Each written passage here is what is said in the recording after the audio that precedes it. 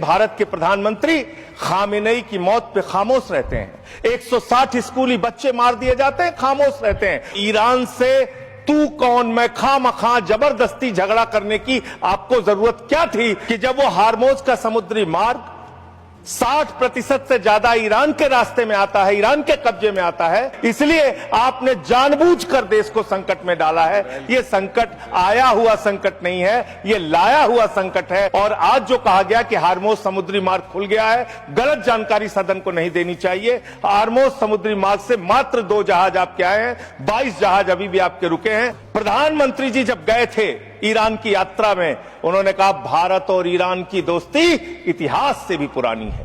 उन्होंने खामेनेई जी को कुरान की पांडुलिपि भेंट की थी 7वीं शताब्दी की। मान्यवर 2019 तक भारत को ईरान से सस्ता तेल मिलता था, रुपए में तेल मिलता था, गैस मिलती थी, हमारा मित्रतापूर्ण संबंध था उनसे। तो ये संकट भारत के ऊपर आपने लाया है, ये आया हुआ संकट नहीं है। तो ये लाया हुआ संकट कैसे है? देश की जनता को नहीं पता था मान्यवर, आपको भी नहीं पता था, हमको भी नहीं पता था, लेकिन आदरणीय प्रधानमंत्री जी को पता था, देश के विदेश मंत्री को पता था कि जो हार्मोज का समुद्री मार्ग है, वहां से भारत की जरूरत का 60% कच्चा तेल आता है मान्यवर, और 50% भारत के जरूरत की गैस आती है, उसी रास्ते से आती है।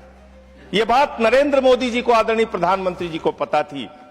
तो मैं आपके माध्यम से पूछना चाहता हूं कि जब वो हार्मोज का समुद्री मार्ग 60% से ज्यादा ईरान के रास्ते में आता है, ईरान के कब्जे में आता है, तो ईरान से तू कौन मैं खामखा जबरदस्ती झगड़ा करने की आपको जरूरत क्या थी? इसलिए आपने जानबूझकर देश को संकट में डाला है। यह संकट आया हुआ संकट नहीं है, यह लाया हुआ संकट है। और इस लाए हुए संकट के सबसे बड़े जो प्रायोजित किया है जिन्होंने संकट, उसका नाम है देश के प्रधानमंत्री आदरणीय नरेंद्र मोदी जी।